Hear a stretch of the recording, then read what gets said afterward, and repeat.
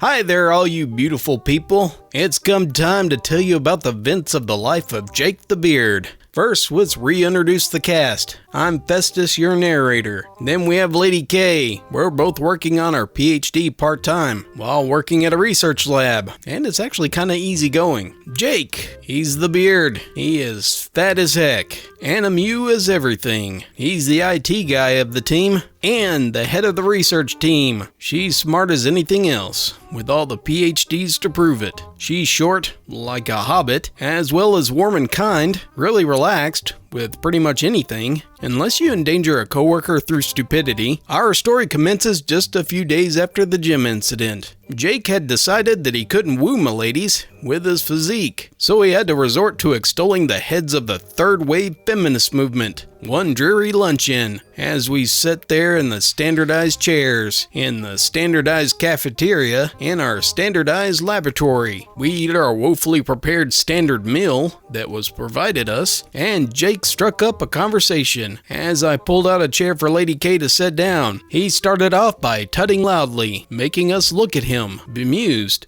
With my hand still in the back of Lady K's chair, he verbally accosted me as I lowered myself into my seat, picking up my knife and fork in a fluid motion, and began to eat. Don't you hate it when men have to dominate you by doing little things that you just can't do yourself? Said the mound of blubber, which had been dormant until this point. I choked on my mouth full of mashed potatoes, leading to Lady K pounding my back, so that she would ensure that I wouldn't die from asphyxiation, brought about by soggy lumps of crushed tubers. Well, you see, most of the actions that men do to help females is evidence of the fact that they consider females to be below them in terms of ability, and therefore require aid in some form or another in order to survive. They believe the female to be less intelligent, weaker, less assertive, and more emotional, but they themselves are insecure about their own weaknesses. The small action of holding a door open for a female shows the disregard that the man has for them, and shows that they consider themselves more powerful than women, and thus are allowed to dominate them by simply holding a door open or pulling out a chair. Even by the way the men hold themselves or sit with their legs open shows that they need to bring attention to their sexual desires at all times. We were silent until I replied with, "You know that men have balls, right? We sit with our legs open, not to dominate people or sexualize ourselves, but to make room for our sensitive testicles." I can see why you could be perfectly fine with pressing your legs together, however. Jake got very angry at that, spouting nonsense about, "You're just part of the patriarchy designed to keep women down.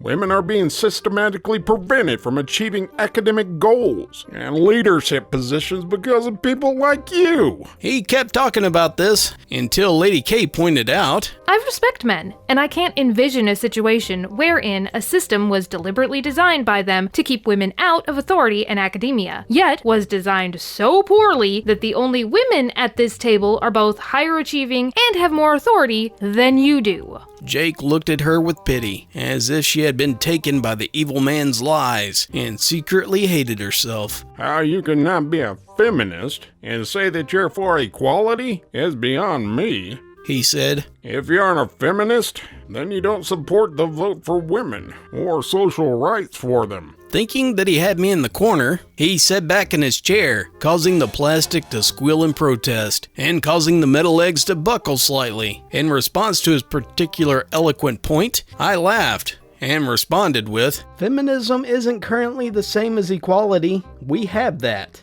And there is a lag period between the rules and legislation being in place for women to excel in equality with men, and there being equal representation in the workforce. You're wasting your time pointing out so-called microaggression rather than dealing with countries with real issues, like Saudi Arabia, where women can be killed or imprisoned for being raped." Jake went silent, but I was not done. I needed catharsis on feminism. I needed an outlet for the pressure that had built up over the years from people calling me sexist because I will not support their movement. So I continued. Feminism is the empowerment of women, which has done good in the past. As the movement you're talking about, that's still pushing for more. How can you have more empowerment of another group while trying to stay equal. You can't. I got up, leaving my now cold and even less appetizing meal, and walked out of the canteen, going into an unoccupied disabled toilet, and splashing cold water on my face. Lady K joined me, softly saying calm words until I completely calmed down, by which point, lunch was over. I was willing to put all the crap behind me,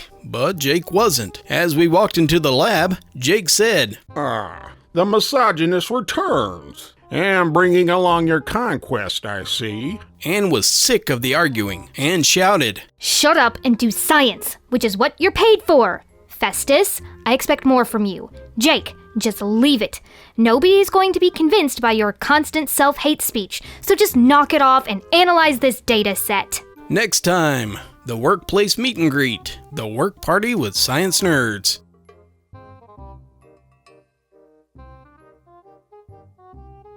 In this next story, we'll have all the usual cast, but we also have new cast members. Catherine, the HR boss for our lab. If you have an issue with a coworker, you take it to her. She's kind at heart, but deals with all the depressing stuff, so she can be a bit cold. Benjamin, the head of the lab where I work. He assigns all the money to the research groups. He is rich. And he's kinda old and 65, but he's extremely kind. He throws surprisingly good work parties. Our story begins at the tail end of Jake's feminism obsession, where he took every chance to call me out. To the annoyance of Anne, one dismal Saturday evening, Lady K and I were preparing to go to one of Benjamin's work parties. As our first real opportunity to impress him, Lady K wore a gorgeous dark blue dress, and I wore a nice suit. We got into a small traffic jam, arrived just 5 minutes late, so it kinda looked deliberate. We made our way into the venue, which was a large hall with rich dark wood paneling and a lovely carpet. We got our name tags and we approached Benjamin to introduce ourselves. We waited on the edge of the conversation until a suitable pause occurred. Jake lumbered over, pushed past us, and accosted Benjamin as he was talking to Catherine and some other workers. He forcefully introduced himself, and I heard Catherine darkly mutter about hearing a lot about him. Eventually though, Jake wandered off, and Benjamin drew us into a circle, embraced me warmly, and kissed the cheek of Lady K. We introduced ourselves, and got into a short conversation about Brexit. Oh, please no comment wars. After exhausting the topic, we talked about politics, at which point, Jake rejoined the conversation, made a somewhat relevant joke about fornication with pigs, and ironically began to stuff his face noisily. Loudly, he asked, Why are these things so small? You gotta at least eat 10 of them to get a proper mouthful. Silence reigned until Lady K spoke up. They're nibbles. You're supposed to get to enjoy many different tastes and textures without getting full. You aren't supposed to get full on them, which is what the meal is for. Jake peered at her creepily up and down, eyes hugging her every curve, before saying, It's easy for you to get full. You've got nothing on you. For me, though, I need more food than a tiny meal, and there's a whole tray of these just lying there. Now, any newcomers to this series would be unaware, as Jake was, as to why that comment was so insensitive. Lady K suffered from anorexia for the first 17 years of her life. She recovered through sheer force of will and the help of her family. Even though she did recover, that comment made Lady K recoil as if struck, and Catherine's hand shot to her mouth. Benjamin, knowing Lady K's medical history, uneasily led Jake away and got him talking about computer software and work. Catherine comforted Lady K with a hug, and Anne came over to let us know that the bar was open. I left quickly, came back with a large glass of Lady K's favorite drink, and we drank more and more, talked to various colleagues about science, and we learned a lot. Eventually, time came for the food to be served, so we sat at the tables in our research groups, which meant I sat between Lady K and Jake, with Pete next to Jake and Anne between Pete and Lady K. From the kitchen, they brought enormous platters of food, which was elegantly presented and made with gorgeous ingredients. It is my understanding that Benjamin pays for these parties with his own money, cause he enjoys them, and he's really rich. All was well until halfway through the main course, when Jake decided that his serving was too small for him. Then he grabbed Pete's plate, scraped half of the delicious pasta dish off into his own plate, much to everyone's annoyance. What the do you think you're doing? That's my food, you Pete said very, very loudly. The hall fell into utter silence. People were staring at our table. Benjamin strode over to us. Jake was open-mouthed, as if shocked that his theft would provoke a reaction. We could all see the half-chewed pasta in his mouth, all smell and gorgeous seafood sauce, corrupted by the gangrene of his tonsils. "Explain," said Benjamin, leaving no room for discussion or argument. Swallowing quickly, Jake got the first word in. I asked Pete if I can have some of his food, as I've been served a smaller portion than he had, and he said yes. Then he throws a fit when I take the food that should be mine. I had seen the portions. They had been the exact same size. Pete was shocked at the audacity of Jake, and he could say nothing. Thankfully, Benjamin was not a complete moron. He saw through the crap that Jake was spewing, and he had another serving brought to Pete, to the fury of Jake, who yelled, You old man, you always hated me. Now you're insisting I'm a f***ing thief? Silence again reigned supreme. In an icy tone, Benjamin replied with a calm, I'm putting you on final warning for that. You are valuable, but never think that you are indispensable, because you aren't. If I could fire you and get a new man to do your job, I would. But Ann has told me about the modifications you've made to the software, which means only you can properly use it.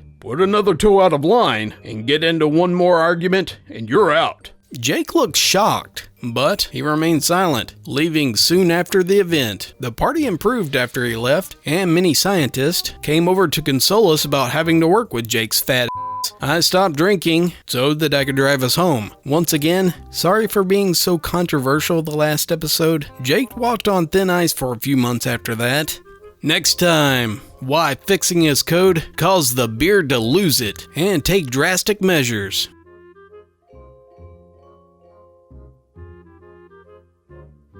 Our tale begins around the end of June, one lazy summer day in which the rain pounded on the roof, slightly less than usual, as in the standard of Britain, when our hero took a sick day. Jake had taken a few every month or so. It really put a hold on research, because we really had to keep track of the data. So Ann and I decided that enough was enough, and we sat down with a copious amount of our preferred hot beverage, and began to go through the code. Hours slipped by as we parsed each line to see what function it served. Ann was incredible with the VBS code that we used in the lab, while I was only competent. We removed many lines that required specific orders or passwords to get any meaningful data, and we changed all the code, which locked us out of using Jake's software. We tested every point by putting in the data and comparing the graphs and diagrams. Nearly the whole day went past, and we fixed all the crappy code, which Jake was using to ensure that he, and only he, could use the software properly. Finally, we were done, and Jake's code was fixed. The code was more responsive, more reliable, and more accessible. We could continue with our research after saving a backup of our new code and documented the changes that we had made. We made sure, double and triple checked our code so that it gave us the right results before packing it up and going home. The next day, this is when the crap hit the fan. Jake came into the lab late and bringing his standard bucket-sized coffee and wedding cake-like muffin. He sat down heavily on his double-wide computer chair, which he filled up entirely. He logged on, booted up the software, which we use for logging the data, and he turned dull red. I thought he was having a heart attack and went to ensure that he was okay, and also to make sure he didn't throw anything expensive, like our ridiculously expensive desktop, which we use for research. Tentatively, I asked him what was wrong, half dreading the reaction. What's wrong?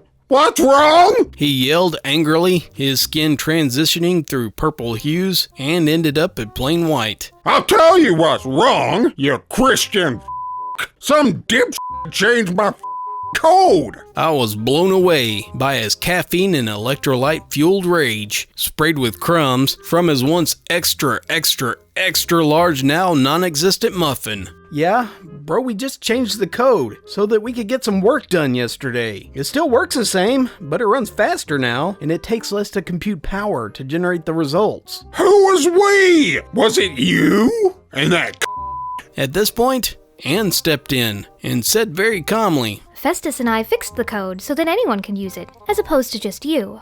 Did I ask for your input, bitch?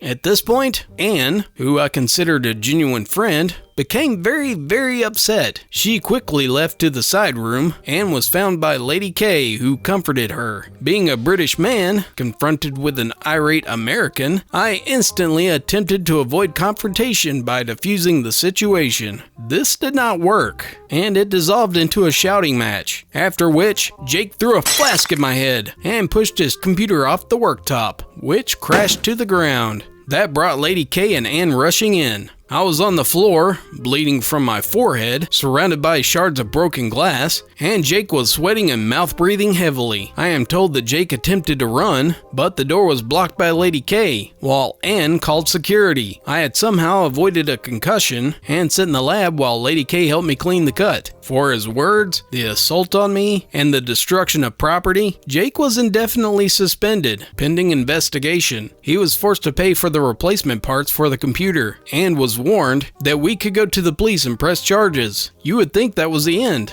but it wasn't. Oh, the Beard had one more ace up his sleeves. Every day, we had a local backup of our data to save our work in case of data loss due to hardware fault or destruction. Every Monday, an external backup to prevent loss. We got to work the next day in high spirits. We had finally rid ourselves of Jake to find out that our computer has been replaced, but the hard drive contained nothing. It's supposed to have downloaded our data from the local backup server. We contacted IT just to find out that he sounded haggard and exhausted. They informed me that they were inundated with calls from various labs to get their offsite backup, but he was dealing with a lot of unexplainable issues. The backups have been entirely overwritten and all the data was lost.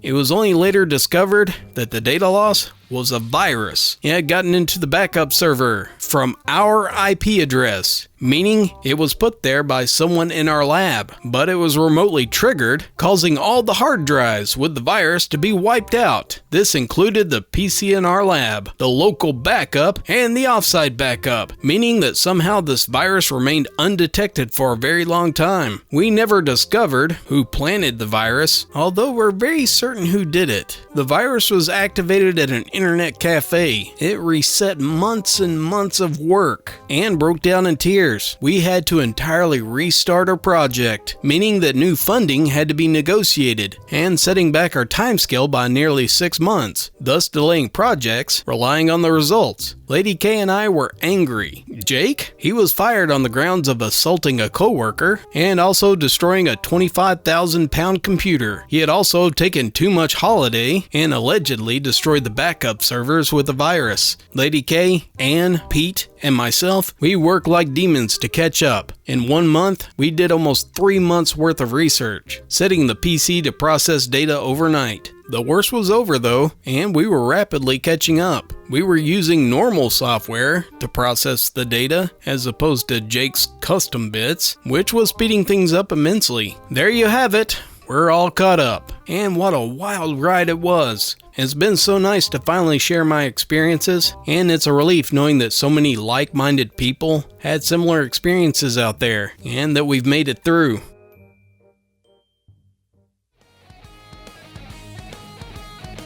Thank you very much for joining me. I want to give a big thanks to my patrons. Thank you very much for supporting me. It really helps to support this channel. Hope you guys enjoyed this series of Sir Ham and the Goblet of Dew. I think he's a pretty good writer, and I've enjoyed reading his stuff. I'm going to go ahead and make a compilation, and they should be out very shortly. It'll be all of them put together. It will probably be out within a day of this. So if anyone wants to be able to listen to the entire story without a break, I'll have that ready.